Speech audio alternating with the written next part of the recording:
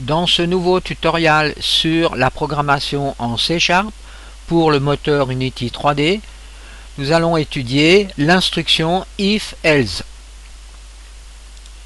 L'instruction if permet de sélectionner une instruction à exécuter en fonction de la valeur d'une expression booléenne. On peut représenter assez simplement l'instruction if-else par cet organigramme. Alors, ici c'est l'entrée du programme. On arrive dans l'instruction if-else qui est ici. Là, la condition, si elle est remplie, c'est-à-dire si c'est oui, yes, on part dans cette direction, on exécute ce bloc de code et on va vers la sortie du programme à cet endroit. Si ce n'est pas le cas, donc dans le cas que la condition n'est pas remplie à cet endroit, donc else, eh bien no, on part dans cette direction et on effectue ce bloc de code pour sortir du programme. Alors là, nous allons étudier ce programme où beaucoup d'instructions if, else sont dans ce programme. Et ces instructions if, else sont en plus imbriquées les unes dans les autres. Alors, regardons déjà à quoi correspond ce programme. Eh bien, en gros, ce programme, ici, on a par exemple un cube qui représente par exemple une tasse de café qui, suivant la température du café, eh bien, on va dire que le café est trop chaud ou bien trop froid, et en même temps, on va changer la couleur du cube. Alors, j'exécute le programme. Le programme est jaune au départ. Maintenant, dans la hiérarchie cube, vous voyez, pour l'instant, j'ai par exemple une température de café de, par exemple, 20 degrés. Eh bien, si j'appuie maintenant sur la touche W du clavier, j'ai l'information dans la console température du café 20, mais le café est trop froid et le cube devient vert. Alors, je change ici, par exemple, et je mets 90. J'appuie sur la touche W. Ici, l'information température du café 90. Mais alors, le café est trop chaud et le cube devient rouge. Et par exemple, avec 50 degrés,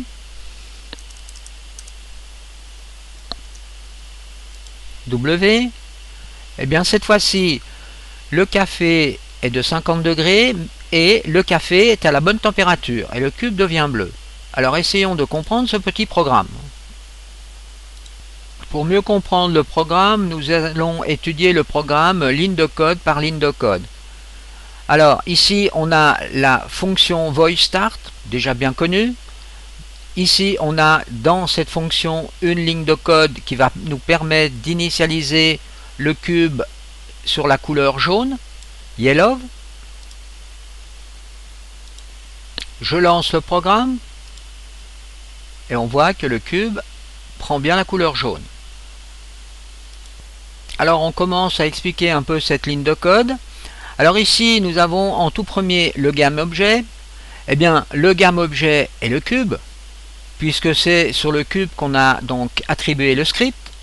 Ensuite RenderEdMaterial, eh bien c'est pour le moteur de rendu, le matériau qui va être appliqué sur le GameObjet qui est le cube. Et ensuite on a ici la notion de color. Et là on dit que GameObjet RenderMaterial Color est égal à quoi? Eh bien à la couleur jaune. Alors attention aussi de bien positionner des points entre ces différents noms. Ceci est extrêmement important en programmation, y compris le point-virgule à la fin de la ligne. Ayons un peu de curiosité et regardons comment on doit apprendre à travailler en informatique, car en informatique on a beaucoup d'instructions.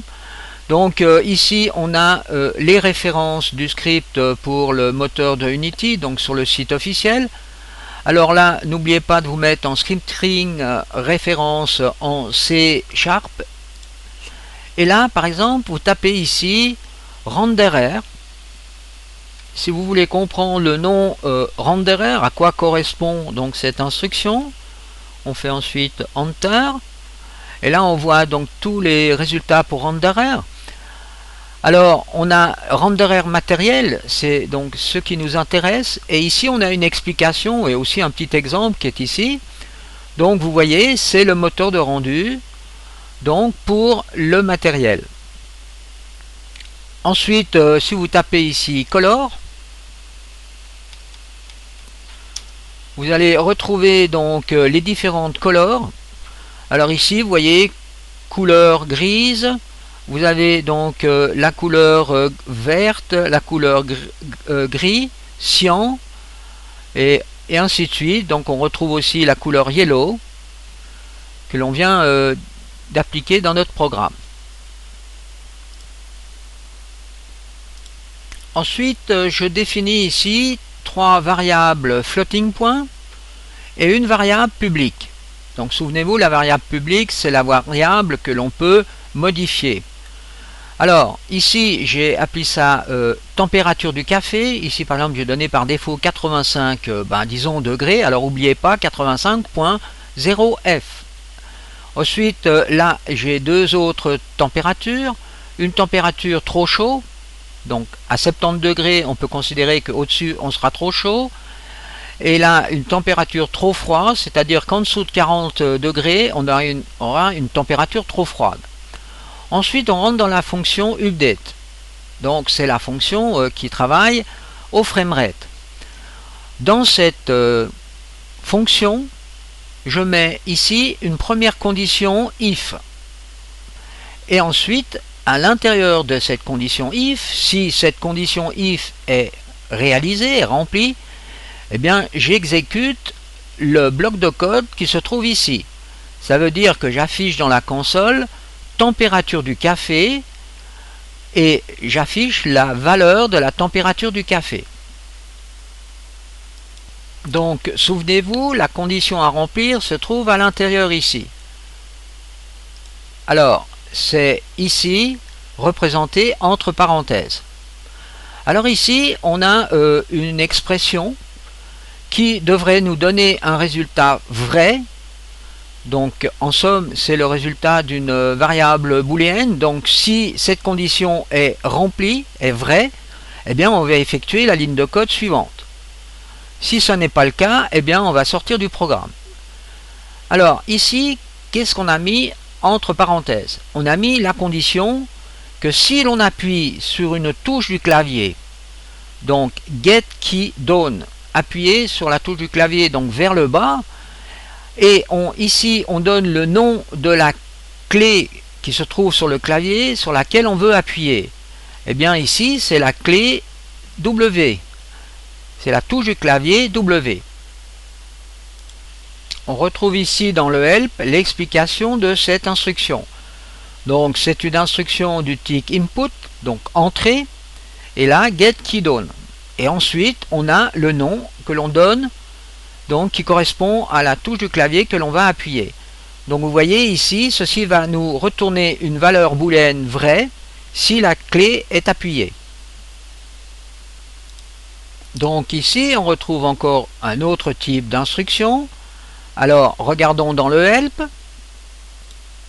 Eh bien on constate que le keycode, eh bien le keycode c'est donc en somme l'assignation de toutes les touches du clavier. Alors ici, là on a une explication détaillée donc de toutes les touches du clavier. Alors moi j'ai utilisé la touche W, donc qui se trouve ici. Donc on met W dans la clé. Alors on doit aussi bien faire attention, vous voyez, aux parenthèses. Ici on ouvre une parenthèse pour l'instruction keycode. .w, on la ferme derrière. Et là, on a la parenthèse qui correspond à l'instruction if, qui est ouverte ici et fermée ici. Effectuons un test. Cube jaune. J'appuie sur la touche W du clavier. Et là, je vois apparaître dans la console température du café 85.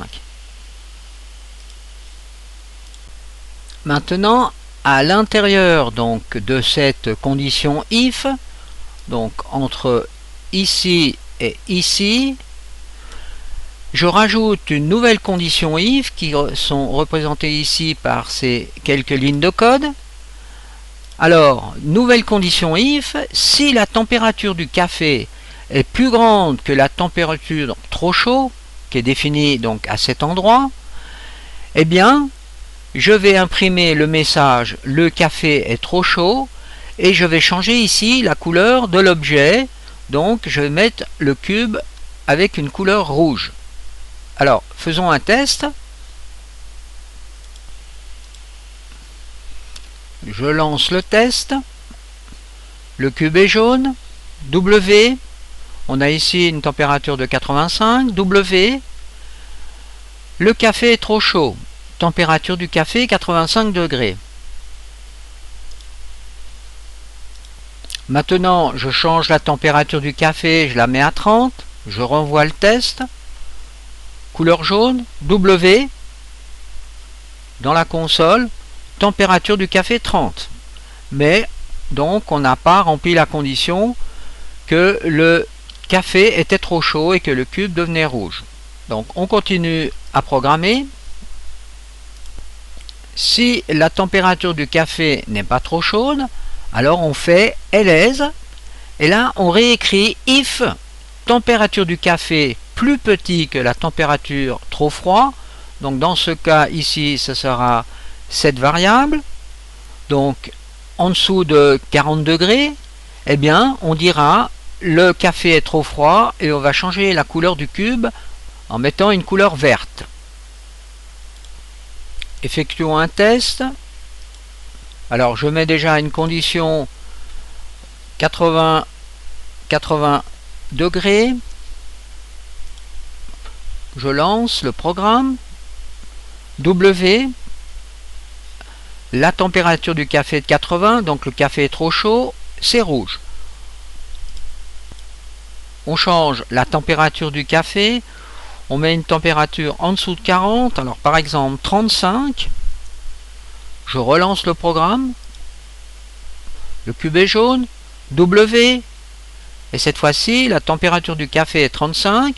Le café est trop froid et le cube devient vert.